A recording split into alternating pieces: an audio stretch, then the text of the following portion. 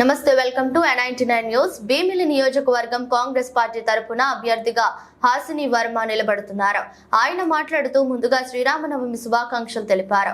కాంగ్రెస్ పార్టీలోకి 75 మంది కాంగ్రెస్ కండువా వేసుకుని చేరారు. భీమిలి గడ్డ అంటే మాటలు కాదని, వర్మ సేవలు అందించే అడ్డా అని అన్నారు. రాజకీయాలతో సంబంధం లేకుండా నా సేవలో నిరంతరం ప్రజల మధ్య ఉంటానని, ఇటీవల నేను స్థానికుణ్ణి కాదని విమర్శలు చేస్తున్నారని అంటూ, నేను స్థానికుణ్ణి, ఇక్కడే పుట్టి పెరిగి విద్య కూడా భీమిలిలో కొనసాగించాను. నా గురించి ఎవరినైనా విచారించినా వారికి అర్థమవుతుందన్నారు. గతంలో ఈస్ట్ ఇండియా కంపెనీ పేరుతో ఎలా దోచుకున్నారో అలాగే ఇక్కడ అవంతి, గంటా శ్రీనివాసరావు దోచుకున్నారని విమర్శించారు. అనంతరం హాసిని వర్మ నాయకులతో కలిసి ప్రచార రథాలను ప్రారంభించారు. ఈ కార్యక్రమంలో పాల్గొన్న వారు విశాఖపట్నం ఎంపీ అభ్యర్థి సత్యారెడ్డి, కాంగ్రెస్ పార్టీ జిల్లా అధ్యక్షుడు గంప గోవిందరాజు, మల్లి పార్టీ నాయకులు పాల్గొన్నారు. బానిసలుగా చేశారు. అలాగే ఈ భీమిలి నియోజకవర్గంలో కూడా 2 కంపెనీలు ఉన్నాయి. వెళ్ళిపోయారు, కానీ ఇక్కడ 2 కంపెనీలు విడిచిపెట్టి వెళ్ళిపోయారు వాళ్ళు. ఆ 2 కంపెనీలు ఎవరో కాదు, అప్పుడు ఈస్ట్ ఇండియా డచ్ కంపెనీలు ఎలాగైతే మన ఈస్ట్ ఇండియా కంపెనీ, డచ్ కంపెనీలు ఎలాగైతే ఉండేవో, ఇప్పుడు 2 కంపెనీలు మనకి విడిచిపెట్టి వెళ్ళిపోయారు. వాళ్ళు కూడా శ్రీనివాసరావు కంపెనీ, అవంతి శ్రీనివాసరావు అండి, గంట అరగంట వీళ్ళిద్దరిని మన భీమిలి ప్రజలు కానీ వాళ్ళిద్దరిని మీరు తరిమి కొట్టకపోతే రానున్న మన ఫ్యూచర్లో భవిష్యత్తులో మన పిల్లల భవిష్యత్తు చాలా దారుణంగా అయిపోద్ది. అలాగే యువత పరిస్థితి కానీ, భీమిలికి ఉన్న ఏకైక మెయిన్ సోర్స్ ఏంటంటే టూరిజం. భీమిలికి కానీ అలాగే ఐటీ హబ్ ఉంది భీమిలి నియోజకవర్గంలో. ఈ రెండుని వదిలేశారు వాళ్ళు, గాలికి వదిలేసి అభివృద్ధిని గాలికి వదిలేసి రోడ్లు కానీ అభివృద్ధి కానీ ఏమి చేయకుండా వాళ్ళ సొంత బిజినెస్లు కానీ వాళ్ళ సొంత ఆస్తుల డెవలప్మెంట్ వాళ్ళు చేసుకోవడం మీద ఉన్నారు. అటువంటి వ్యక్తుల్ని మనం ఆ రోజు 1947లో ఎలాగైతే మనం బ్రిటిష్ వారిని ఇండియా నుంచి బయటకు పంపించామో, ఆ రకంగా ఈ భీమిలి గడ్డ నుంచి మన ఈ 2 కంపెనీలు, అవంతి కంపెనీ, గంటా కంపెనీలు మనం తరిమి కొట్టకపోతే మన పిల్లల భవిష్యత్తు చాలా అధోగతి పరిస్థితిలో ఉంటుంది. భీమిలి యువతకు కానీ యువతకు ఒక ఎంప్లాయ్మెంట్ ఉండదు. ఉన్న కంపెనీలో పోతున్నాయి. ఉన్న టూరిజం ప్రాజెక్టులే, టూరిజం మినిస్టర్గా ఉన్నప్పుడు కూడా ఆ టూరిజం ప్రాజెక్టులన్నీ కొట్టడం జరిగింది. మీకు తెలుసు అందరికీ, పాత్రికేయులకి. ఆ టూరిజం ప్రాజెక్టులు కొత్త రాకపోవడంలో ఉన్న ప్రాజెక్టులే వాళ్ళు ధ్వంసం చేశారు. వాళ్ళ అధికారంలో ఉన్నప్పుడు మాత్రం టూరిజం మినిస్టర్గా ఉన్నప్పుడు ఒక కొత్త ప్రాజెక్ట్ ఇక్కడ శంకుస్థాపన కూడా లేదు. రాజశేఖర్ రెడ్డి ఉన్నప్పుడు మాత్రం మనకు ఐటీ హబ్ వచ్చింది. అలాగే బిఆర్టీఎస్ రోడ్లు వచ్చాయి. రాజశేఖర్ రెడ్డి ఉన్నప్పుడు ఎలాగైతే మనకు అభివృద్ధి జరిగిందో, ఇవాళ కూడా మా కాంగ్రెస్ పార్టీ అధికారంలో వస్తే ఖచ్చితంగా నేను మీకు చెప్తున్నా, నన్ను స్థానికుడిగా నాకు కాంగ్రెస్ పార్టీని నన్ను గెలిపించండి. ఖచ్చితంగా మీకు ప్రత్యేక హోదా మేము మన ఆంధ్రాకి తెప్పించే బాధ్యత మేము తీసుకుంటాం. మా శర్మిలా మేడం కానీ నేను కానీ తీసుకొని ఆంధ్రప్రదేశ్కి కాంగ్రెస్ పార్టీ మొదటి సంతకం, రాహుల్ గాంధీ గారి ప్రియమ్మ గారి మొదటి సంతకం ప్రత్యేక హోదా చేస్తామని ప్రమాణం చేయడం జరిగింది.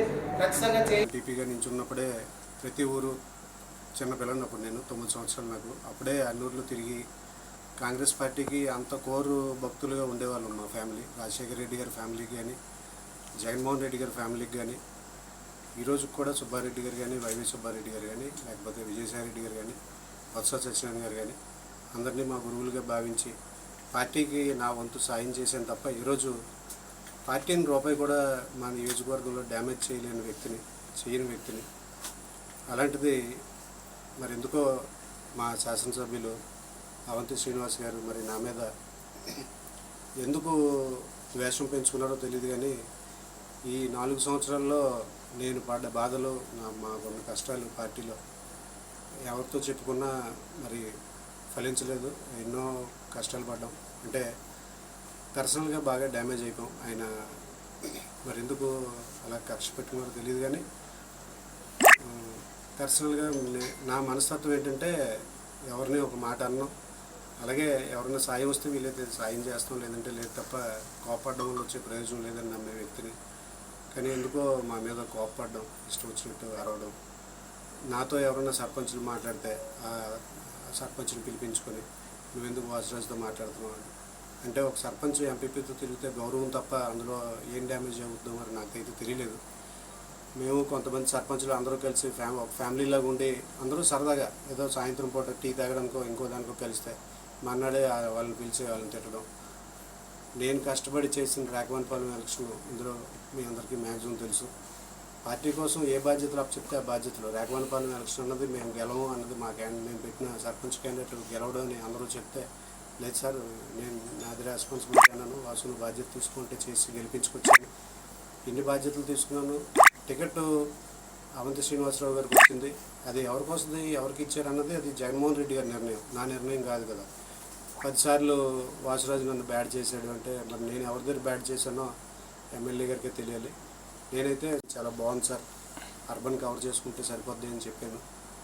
కానీ ఈ రోజుకి కూడా బాధ్యతలు ఏమి అప్పచెప్పకుండా, అంటే ఒక ఎంపీపీననే గౌరవం లేదు, అలాగే పక్కన ఎవరినో కూర్చోబెట్టుకొని వాళ్ళకి గౌరవిస్తూ నన్ను అవమానించినట్టు చేయడం కానీ ఇలాగ చాలా బాధలు పడ్డాను. అయితే నా వరకు అయితే 40 సంవత్సరాలు కాంగ్రెస్ జీవితం గడిపిన తర్వాత పార్టీకి ఇలాంటి పరిస్థితుల్లో ఇప్పుడు అంటే ఎలక్షన్ చేసే ముందు ఇలా రిజైన్ చేయడం కూడా తప్పని తెలుసు.